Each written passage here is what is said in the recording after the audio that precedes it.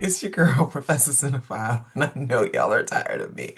But what had happened was your girl was a professor this summer, so I was teaching a lot of busy times. But I'm here, and I've been going to the movies, of course, and I've seen some decent films this summer. I gotta say, this summer wasn't popping the way that I imagined that it would have. I noticed that like my local AMC, half the films are films they're bringing back from like 10, 15, 20 years ago just to get people in the seats. So it just really hasn't been a big summer for movies popping off. But I have seen some decent ones. But the one I'm going to talk about today is Fantastic Four, the latest iteration of this series. And yeah, let's get into it.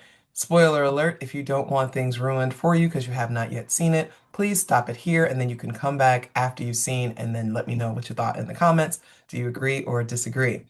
All right, so I will have to give you some background and be honest. This is not going to be very long, y'all. And I think you all know what that means.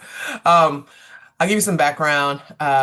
In terms of the Marvel comic universe, Marvel Cinematic Universe, I definitely rank Fantastic Four towards the lower level of what I appreciate. Everyone is a different type of Marvel fan, right? You've got the folks that are totally like Captain America, totally Team Tony, Avengers everything. They like the young people, or they want more action or they want more story.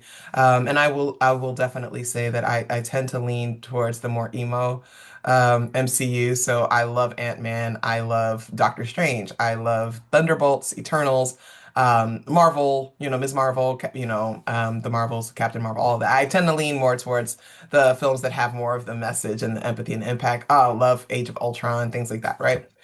So I when I watch Fantastic Four, I find myself just kind of like, okay, cool story, bro, right? But what was really interesting about this one is that, and I'll be honest, y'all, I slept for about a good half hour in this film, and I wasn't even tired. So, I was struggling. I was struggling. I was struggling. Let's start with what I did like. How about that? So I love Yvonne Moss, Bachrach. I want to pronounce his name correctly. Love him in The Bear. I think that he's great in this film, as the Thing. I like that. That's one. That's a good one, right? Okay. Um, I don't know what Joseph Quinn was doing. I don't know what was happening there. We're gonna let that go. Vanessa Kirby, I think she's a great Sue Storm. My concern about her is that she's been kind of doing these kind of adventure, kind of action type films, and she might end up getting pigeonholed. I believe she did Mission Impossible as well, and she's done Fast and Furious.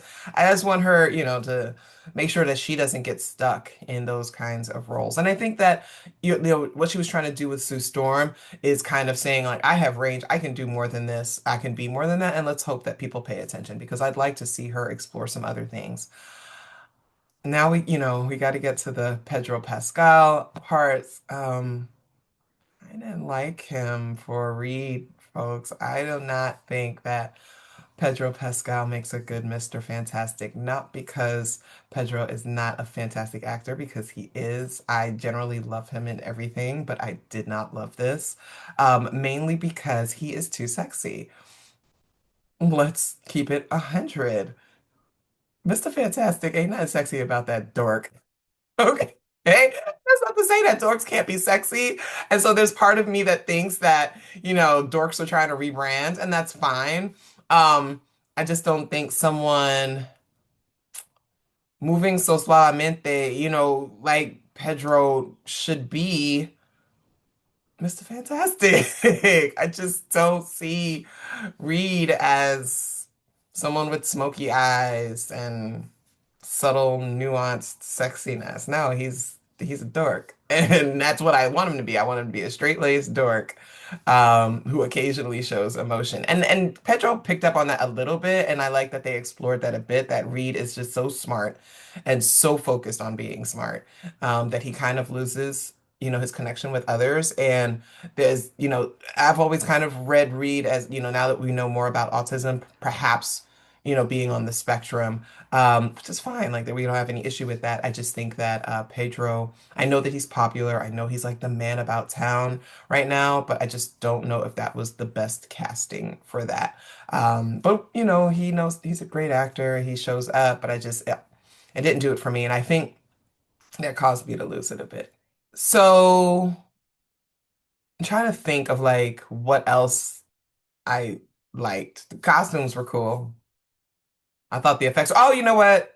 Silver Surfer was great. I like the grab, the effects that they use for Silver Surfer. I thought that was awesome. Like the scene where Human Torch is trying to like kill the Silver Surfer and it's like time bending and stuff like that. The beams are bending. I thought that was actually a pretty good scene.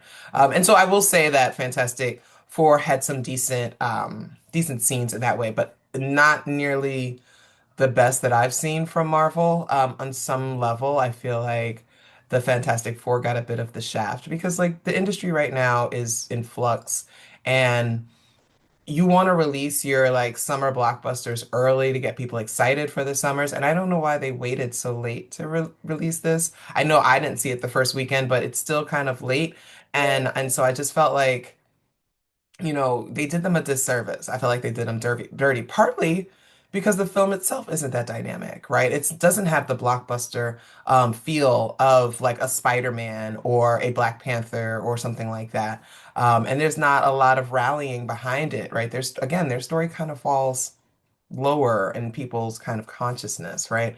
Um, I'm not a fan of messianic messaging in cinema and films, and part of it is because I'm atheist and agnostic, but the other part of it is that because I think it's so easy. It's an easy thing, and so the story is, kind of thinking about uh Invisible Woman and Fantastic's baby and how this baby has like all this power and Galactus wants it, and it's this little white precious baby, right? That they're willing to destroy the earth, right? So Fantastic's given this choice, either give me your baby or give me the earth. And he's like, well, you're not gonna take my baby.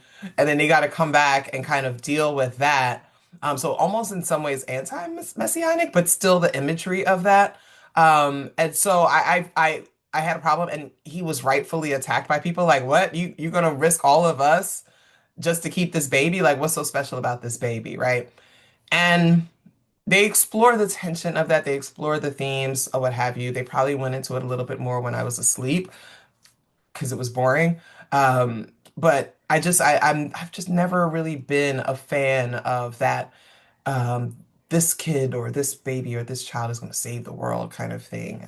It's lazy and it's overdone and it's definitely rooted in this Christianity narrative. And um, given where we are in the United States as right-wing Christian nationalism is trying to take over our government and trying to force everybody into adhering to this particular religious doctrine.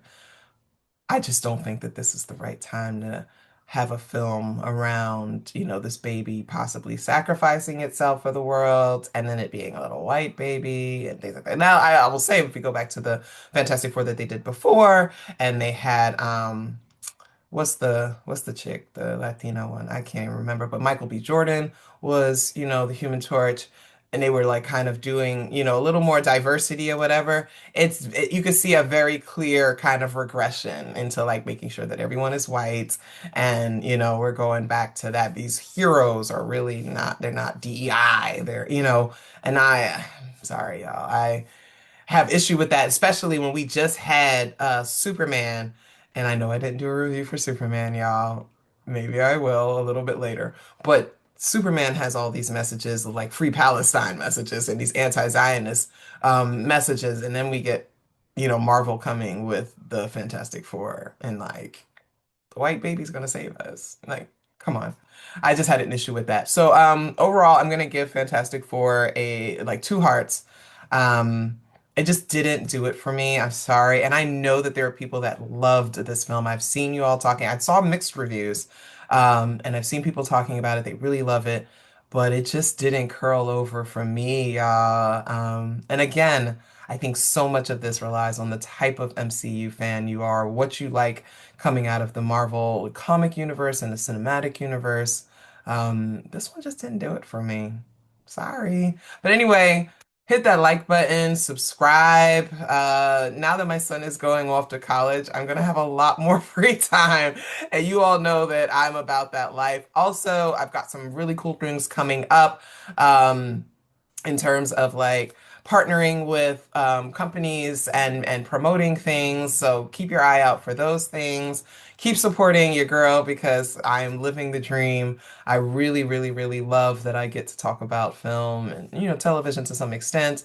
I get to share my thoughts on these things. You all support me, and let's take this to the top, y'all. We need more Black women in film criticism and film critique. It is a very white male dominated space, and that does not help, especially for Black creators and other racialized people who don't get a chance to have their stuff discussed. And I want to help with that. As a sidebar, Spike Lee and Denzel Washington have a film coming out on August 15th, and the trailer was just released like yesterday or the day before. And that, again, that speaks to how these things are, being treated. And so I'm trying to break through that, and that's why I really support you all. Thank you for being here. Share the video, subscribe, like, and I'll see you next time.